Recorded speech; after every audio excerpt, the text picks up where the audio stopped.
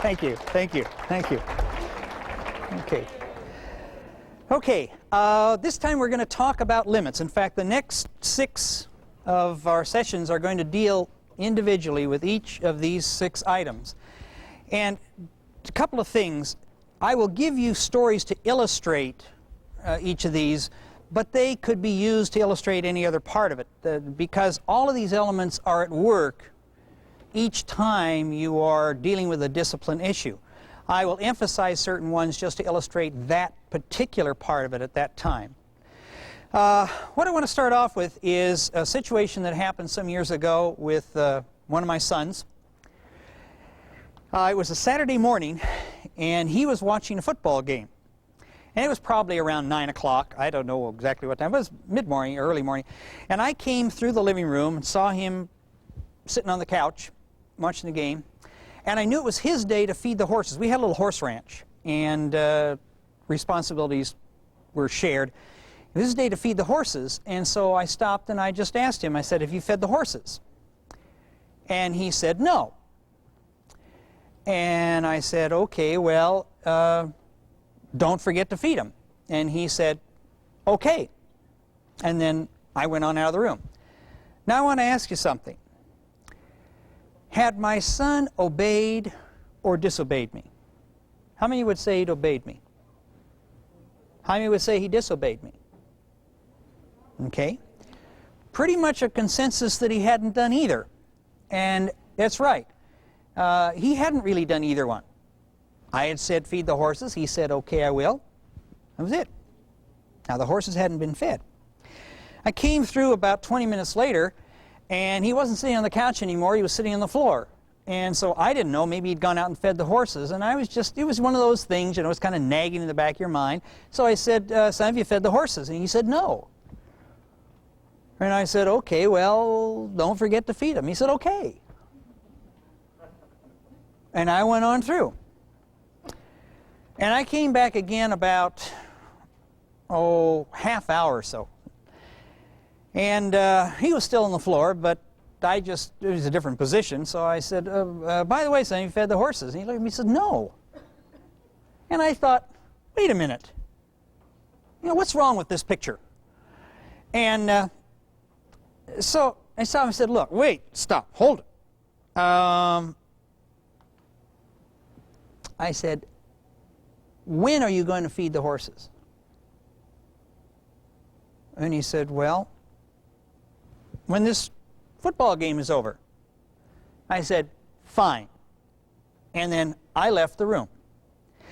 Now the problem was that, you see, up until that point in time, something was supposed to be done. The horses were supposed to be fed, and he'd agreed to do it. The problem was nobody knew when it was going to happen. There was no limit. It doesn't do any good to have rules and no limits. So when I said, "Well, when are you going to do it?" and he said, "I'll do it after this ball game," we had established a limit. In fact, he had established the limit. So now I went back and forth through the room several more times, and I didn't say a word to him. I no longer needed to. Remember that thing about communication? I no longer had to nag him, which is what I was doing. Every time I told him, I was nagging. And by the 3rd time I did it, it was very aware to me that he knew I was nagging. So I didn't say a word. Finally, one time I came through, and I was headed in the direction that I could see the television, and I noticed that this had either been one of the roughest games ever played in the NFL. I mean, so rough that they had to go back and put on clean uniforms with different colors, even different helmets. That's how violent it had been. And it was either that or it was a different game. And I just took a chance that it was a different game. And I said, "Son, have you fed the horses?" And he said, "No." What do I say now? Go feed the horses. See, now we had a way of judging had he obeyed or disobeyed. He said he'd do it after the other game. He hadn't done it. The game was over. So I said, "Go feed the horses." You know what his answer was? "Can I do it at halftime?" We're going to set a new limit. Yeah, we're going to have movable limits. And they just keep adjusting forward. And I could have said yes, but I thought, no, that's not the way. That's not the way to teach my child. Hey, stick with it. So I said, no, go do it now. Then he said to me, but this is the game I was waiting to watch.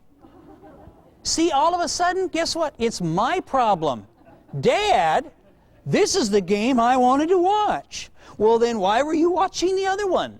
Well, what had happened was, it was one of those games where it took 30 minutes to play the last two. You know the kind. Where they have a timeout, and it just went on and on and on. And they're throwing the ball out of bounds intentionally. So what had happened, the game that he was watching was very exciting, but it ran right up to the time when the other game came on, and he didn't have the half hour he thought he was going to have to go take care of things. But now he wanted to make it my problem. He says, could I do it at halftime? And I said, no. Go feed the horses now. Now, I would imagine if you asked him what game it was that was on, that he was just dying to watch that day, he couldn't tell you. But if you ask him about having to go out and feed the horses in the middle of a game that he wanted to watch, that he remembers. And you see, that's what I wanted him to remember. Because I didn't want him to mess up like that again. I wanted him to figure it out for himself. And if he guessed wrong, I wanted him to take responsibility for it. And say, well, I guess, much as I dislike it, I got to go out and feed the horses while my favorite game is on, because that was the agreement I made. If I act as an adult, then I'll be treated as an adult. If I act as a child, I'll be treated as a child. And Dad will tell me, go feed the horses.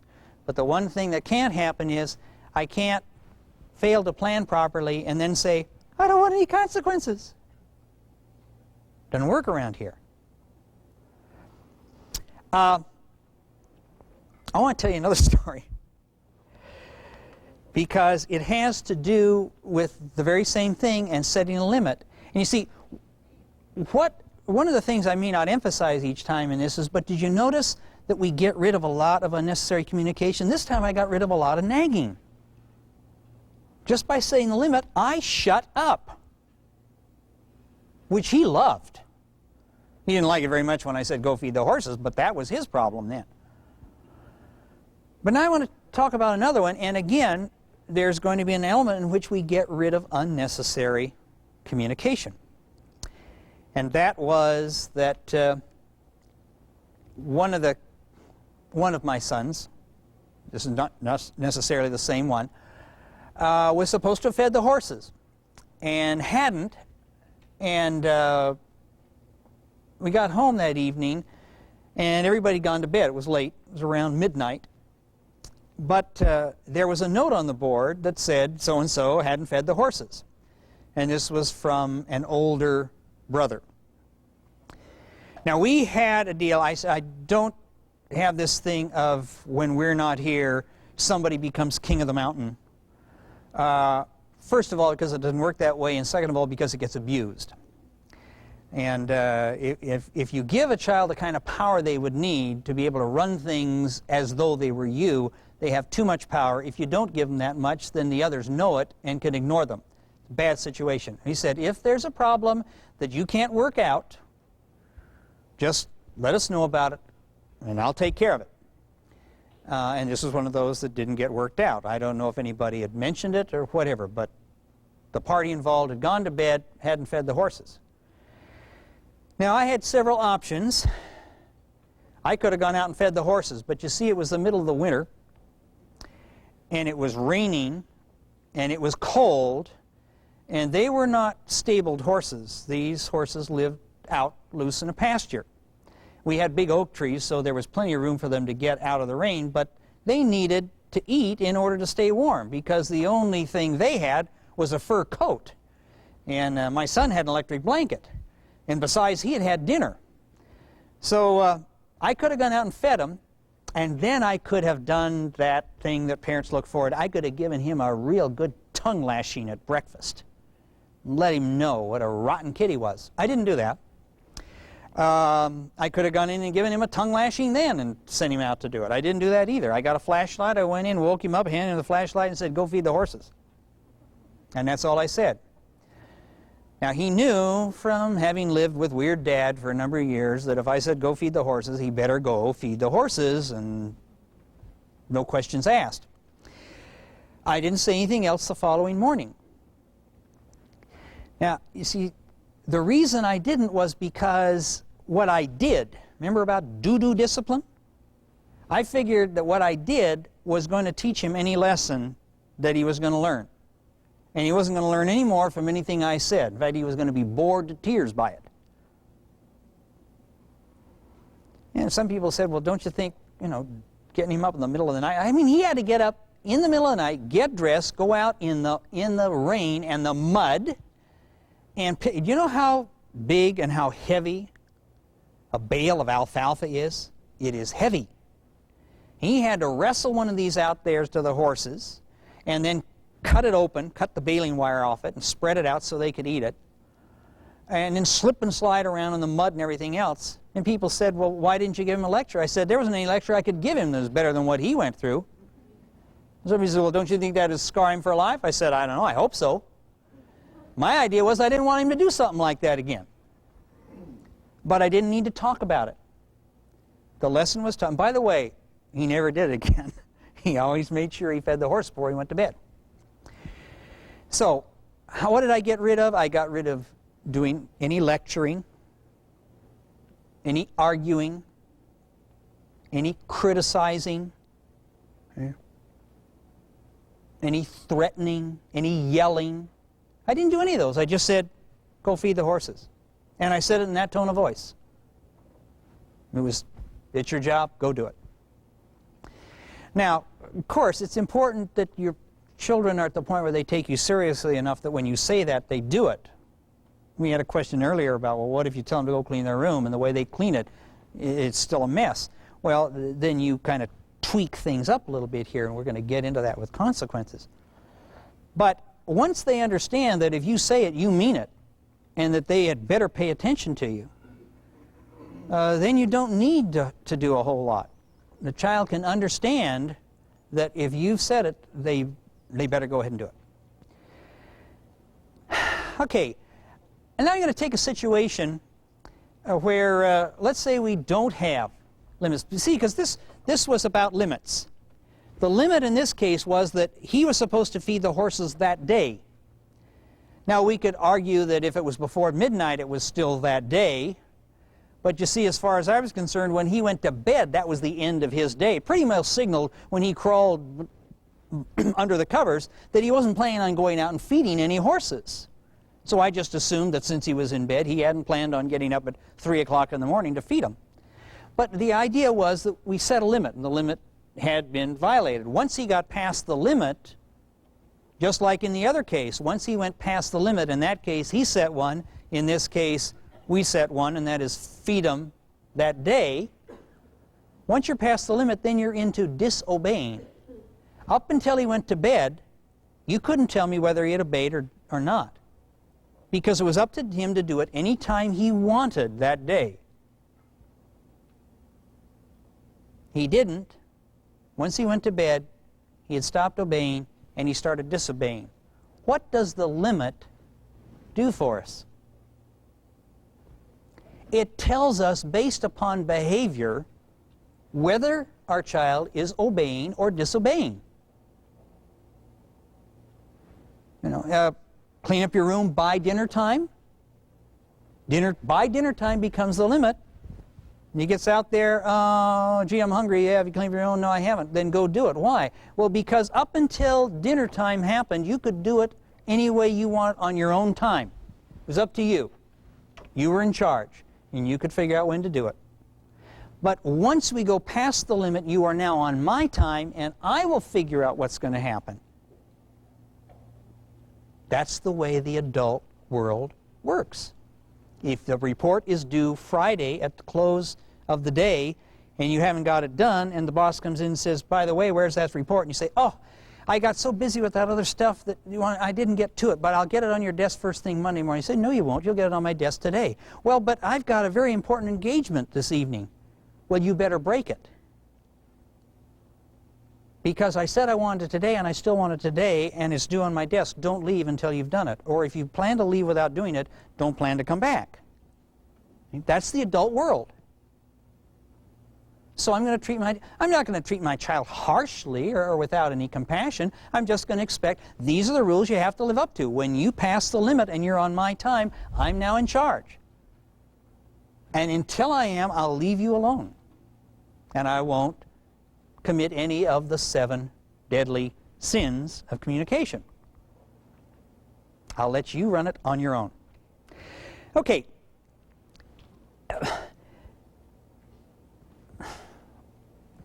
If you look in your book, you don't need to do it now, but there's a page in there that talks about, first of all, what happens when you have no limits. You really have no system. You see, you've got to have all of this. If you have rules and consequences and no limits, how does the child know when they are to do what's expected of them? You've got to have all of it.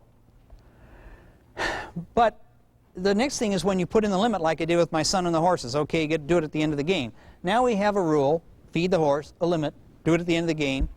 And the consequence was when he didn't, then now you're going to have to go do it anyway right in the middle of the game you didn't want to miss.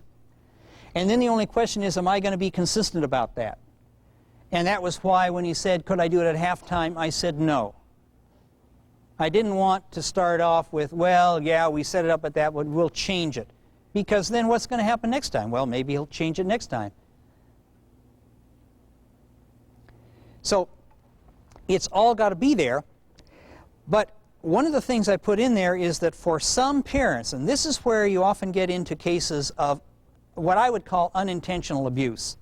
Parents who are not truly out to hurt their kids emotionally or physically, whatever, and don't have that in mind, and aren't violent parents, but they get pushed to what?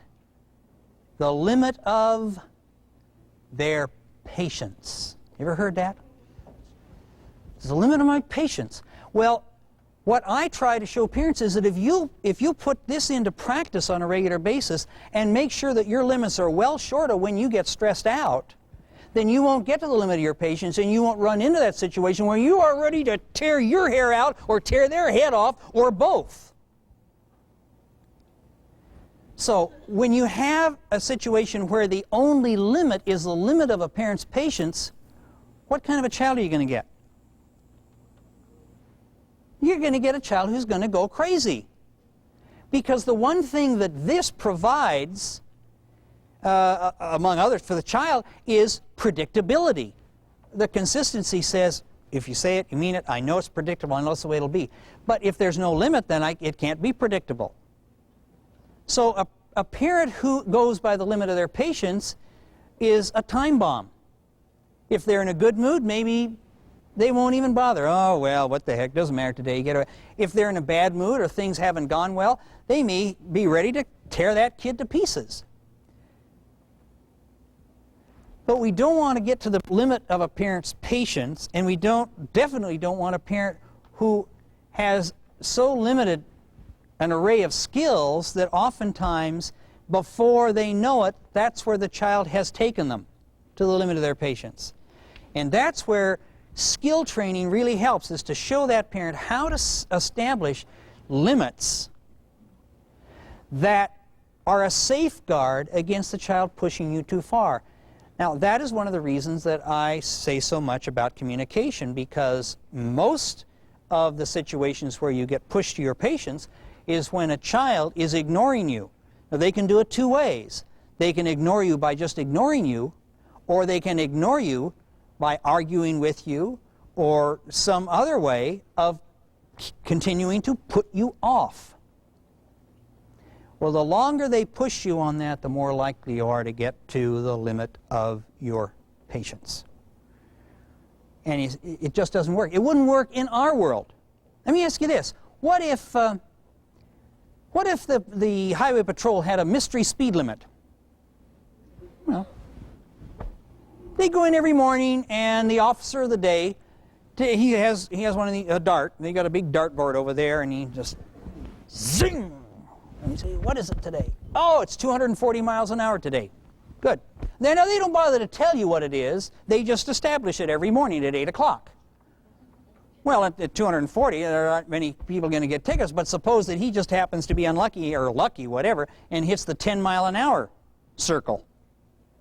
And you're whipping down the freeway, la, na, na, na, na, you're just fine, and wow, they pull you over. Well, what's this for? Well, I'm sorry, but today the mystery speed limit was 10 miles an hour, and you just got yourself a fine of $400. What? And you say, officer, that makes no sense. I didn't know it was... 10 miles an hour doesn't make any sense to begin with, but I didn't know it was 10 miles an hour. How in the world can I obey a limit if I don't know what it is? And the officer says, well, I guess that's just up to you. Maybe you would just ought to drive 5 miles an hour and be safe, because we don't have one under 5.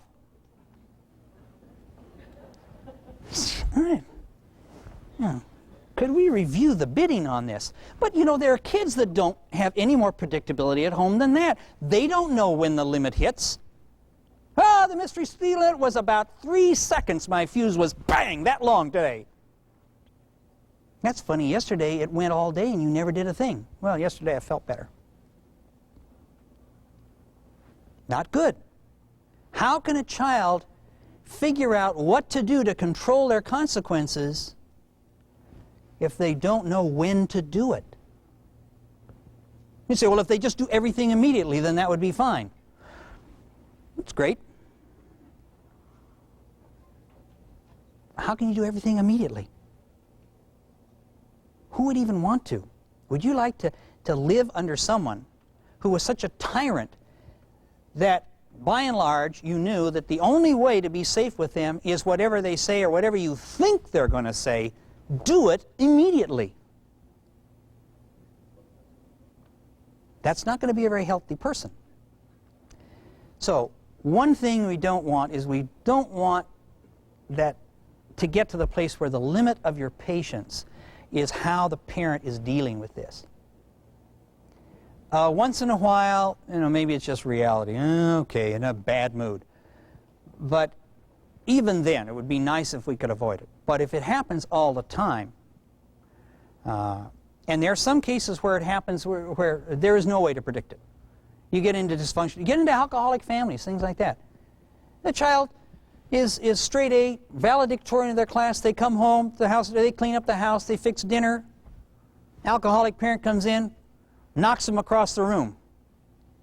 Well, what do I need to do to control my consequences? Don't know.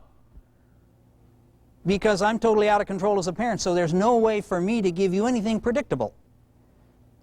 And that's about as crazy as it can get. So, let's make sure that we help people to figure out what the limits are that work for them.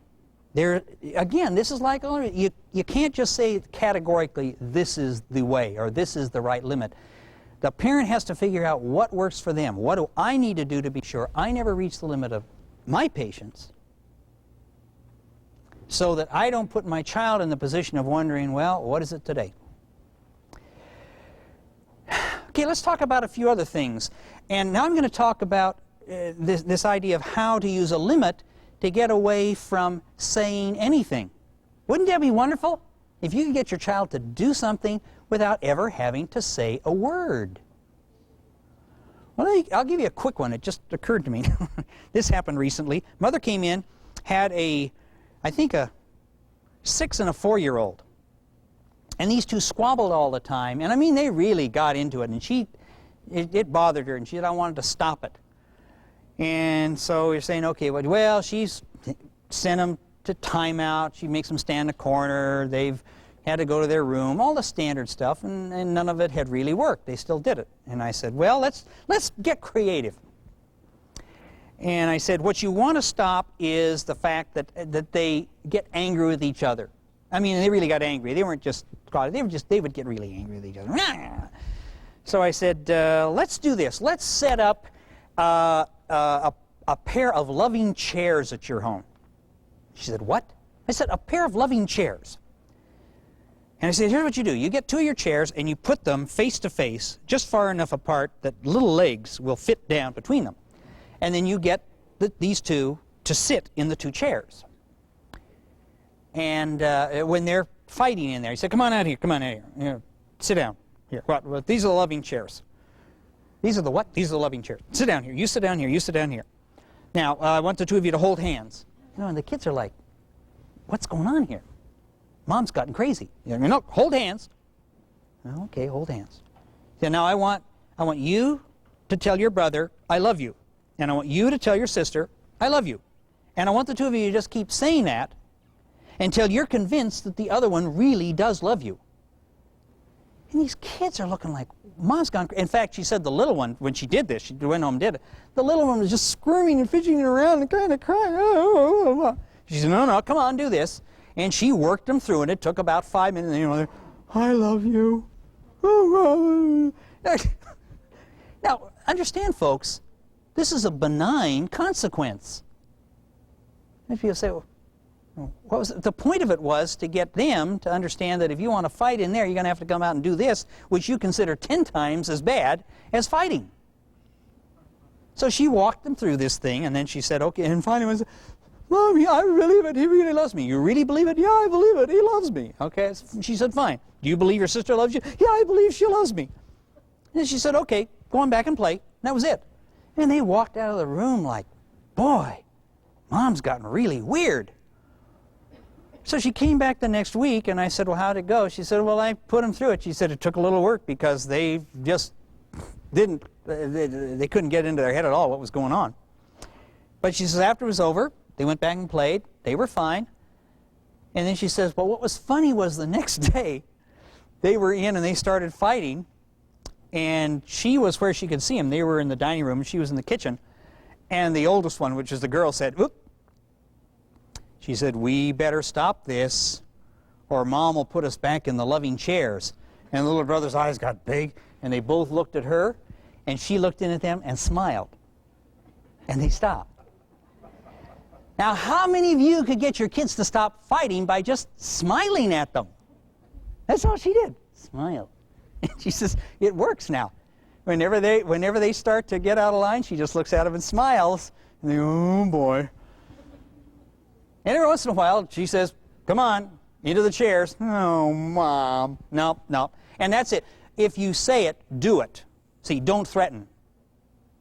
It's like, all right, I've told you for the last time. If I have to come in there and get you, I'm going to spank your behind. If you're going to do it, go do it.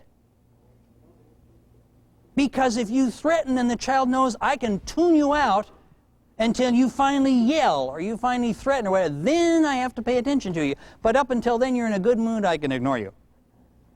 Now, if you're going to do it, go in and do it. And then the child will think, whoo, I guess I better pay closer attention. You don't warn me anymore. Right. So if I don't warn you, don't wait for me to say anything. Do it because you know you're supposed to do it. And that's what was going on with this loving chairs thing. But back to the story I was going to tell you about picking up toys. How many times do you run into a family where kids don't pick up the toys? About as many times as you run into families. Give or take 2%. So I had a mother saying, what do I do? I can't get my kids to pick up their toys. And I'm not going to get into the thing about whose toys they are and all that because that's too much. We'll probably pick up some more on that later. But basically, they're all your toys. So, and you can sort it out. If you know they belong to this one or this one got them out, then you have that one do it. If you don't know, you just say, come on, everybody, pick them up. And you say, well, wait a minute, but that's not fair. Neither is life. How many things do you and I have to do that it isn't we're not the cause of it, but we end up being tagged for the responsibility because that's just the way it is. So it doesn't hurt if they learn that once in a while. Don't do it unless you don't know. If you know who actually left the toys out, focus on that person. But this was a mother that just had one child. So it was very simple to illustrate this with her. And I said, what you do is you tell the child, pick up your toys. Now remember, we're saying it. See, her problem was she would say it about 6 or 7 times, nagging. And then she'd yell or scream or whatever. And I said, no, say it once. And she said, yeah, but if I say it once, he won't do it. I said, I know that. You know that. That's not the point. We're talking about education, training. Discipline is the word to educate. So we're going to try and teach the child that over time, I want you to become responsible about your toys and become self-disciplined about picking them up. And we'll get into thinking and problem solving whenever we get to that, but I want this. So just tell them once, pick up your toys. Then don't do any more. And I said, you could do this. You could give them a few minutes, and if they don't do it, depending upon the age of the child. This was a child who was already about 6. If you had a real small child, you could go in and, help them, put your hand on their hand and put them away and kind of demonstrate for them, this is what I want you to do. But this child was old enough that they knew what was expected. So I said, don't do that. Just tell them the once, and then you can do one of two things. You can either control all of their consequences, essentially all of their choices. Thinking and problem solving is I get to make my own choices. You could control all their choices this way. The child goes in, sits down, and starts to watch television. You walk in and shut off the television. You say, toys first, no TV till the toys. Well, then I'll go outside and play. No, you won't go outside and play. No, you won't do anything else until the toys are picked up. Now, what am I doing? I'll control your consequences. Act as a child and don't pick up your toys, and I'll control your consequences. Act as an adult, be responsible, self-disciplined, pick up your toys, and you can control your consequences. You can watch TV or go out and play or whatever you want. So you decide. Pick door 1, pick up the toys. Door 2, don't pick up the toys. Door 1, you control the consequences. Door 2, I do. Now, I said there's another way to do it, and that is, let's say that you're busy and you don't want to get into all that with the child, but you still want to teach the lesson. Or let's say you've got to take care of something and you can't be there to be sure that the child isn't going to watch television while you're... Fine. You can still accomplish the same thing. When you come home and the toys are still there, don't call the child. Well, you could. You could call them in and say, pick them up now. But I would recommend that at that point, just pick up the toys and put them in a box. Stick it away.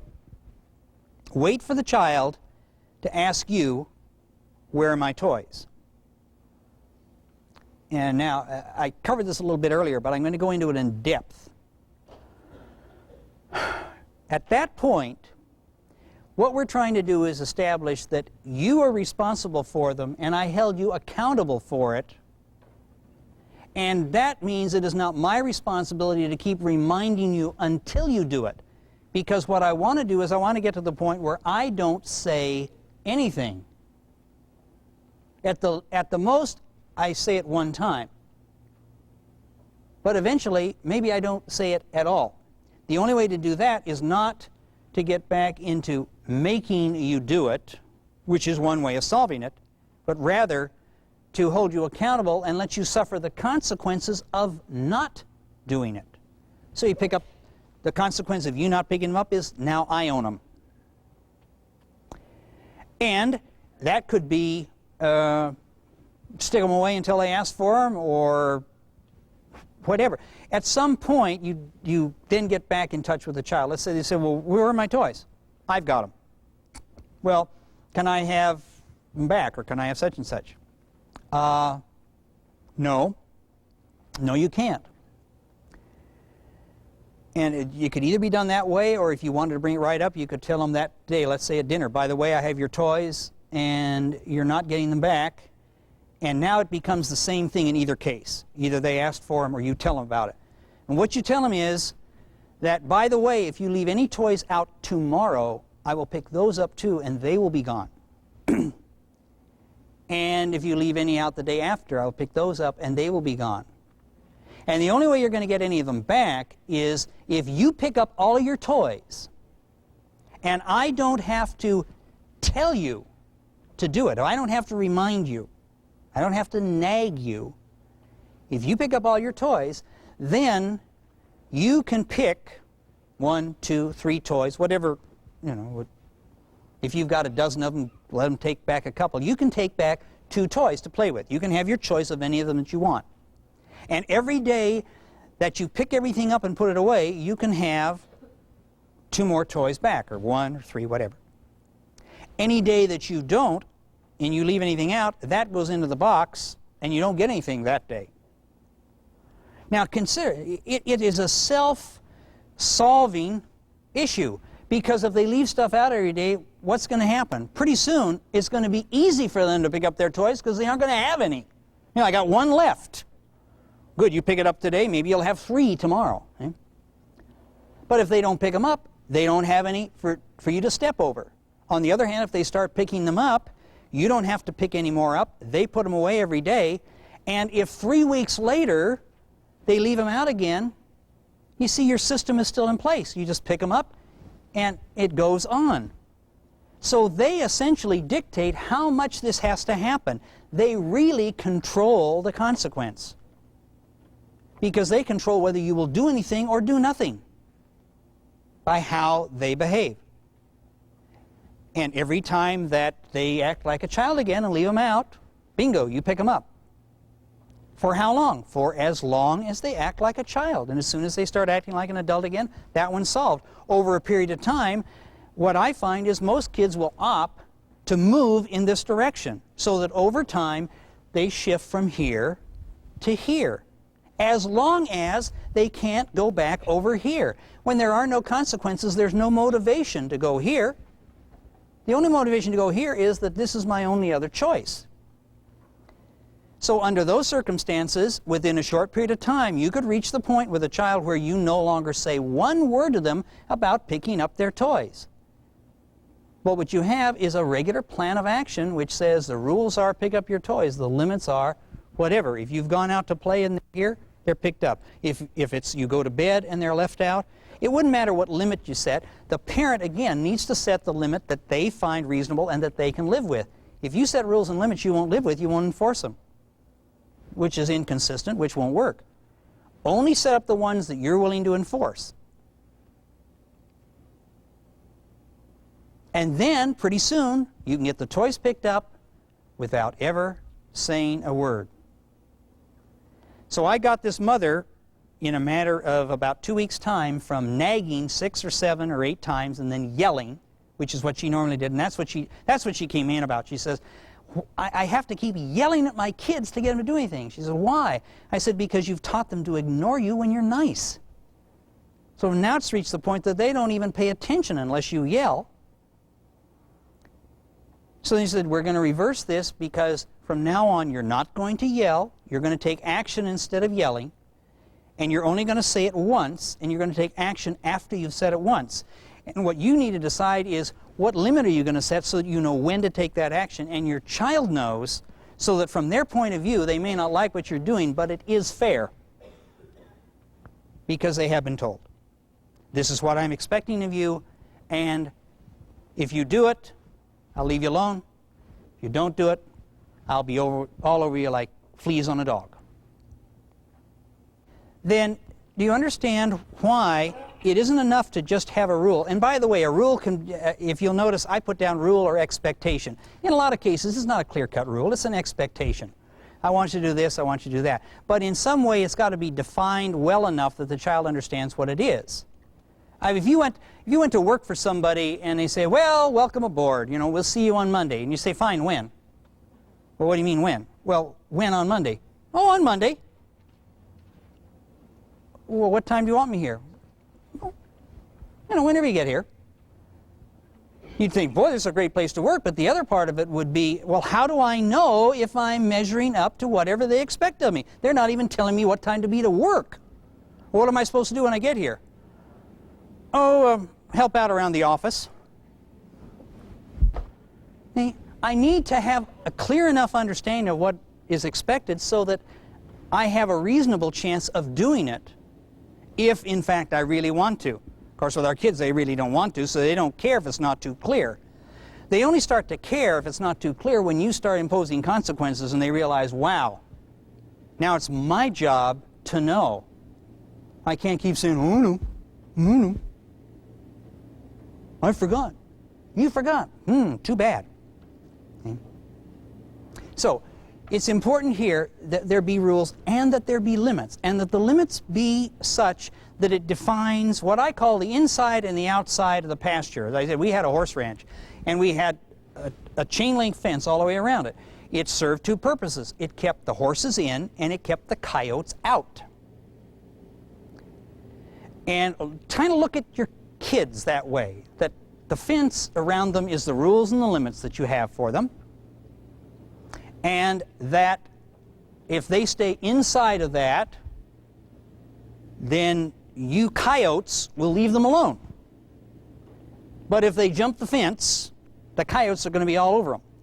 So inside the fence, they control their consequences, and they have the liberty to move around inside those consequences, inside those rules and limits, as freely as is possible, and that you will stay out of it. But when they come outside of that, when they pass the limit, which is the fence, they're into your consequence territory, and there can be trouble. And if you are consistent, then they will learn it's a good idea to stay inside the fence. Now, if you have a rule and something comes up and the child has broken an expectation in a way that hasn't been clarified before, I'll do a quick one here on this. My son, my sons, how come my daughters never get mentioned? I'm going to talk about that. My daughter went to a movie one day. Actually, it was my son. And went with some friends, teenager, about 14, 15. I know he wasn't old enough to drive, so he was less than 16. And they went with somebody else. One of the other guys was old enough. And we had decided that afternoon, they went to a matinee, we decided that afternoon we were going to go in town for pizza. And he was due home about 5 o'clock. Well, 5 o'clock came and went, and he wasn't there, and we were waiting for him to go with us. And so we decided after a while, well, he's not here, we're going to go. The friend that he was riding with lived in town, so when they got out there and found that we weren't there, he was going to have to drive back to town to get to his house, and we just left a note on the door. We're at the pizza place, and come on in, and we'll see you there. And told him what time we left. Well, we got home, still no son. So now he's about 2.5 hours overdue. He showed up about 30 minutes later, and I said, well, what's the deal? He said, well, when we got finished with the one movie, they went to one of these, six-plex movie theaters or whatever. Well, you know what 14-year-olds do. They sneaked out of one theater and into another because there was something else. Oh, let's go see that. So he said, they wanted to go, and I was riding with them, and I was afraid to insist that we go home. I'd be the bad guy. It all made sense, except for one thing. Our rule at our house was, if you're going to be late, call. If your plans change, call. I said, it works that way when I fly. If I'm not going to get where I'm supposed to go, or if I'm going to land late or something, I need to call and change my flight plan so that the people at the other end know what's going on. And I said, I expect the same thing of you. I said, you should have called. He said, well, I was afraid to do that because if I got caught going in, then they'd probably catch the rest of them. He had all these good reasons. And what we did was, we clarified a rule. I didn't do anything at that time except discuss this with him and find out what had gone on. I said, okay, understand from this point forward that I don't care what it involves, short of death. If your plans change, you let us know. Now, then I essentially realigned the perimeter of the fence. There's no consequence to him when you establish a new or clarify a new area on the fence line. But believe me, the next time if he didn't call, there would be a consequence. So that's one situation where I say, if you've got to not re-clarify, but got to clarify a new boundary, That's fine. You tell the child, now that you understand this, now you are going to be held accountable for it. It's your responsibility. I will hold you accountable for what's your responsibility. It's your responsibility to call if your plans change. Don't forget to do it. Or, I will control your consequences.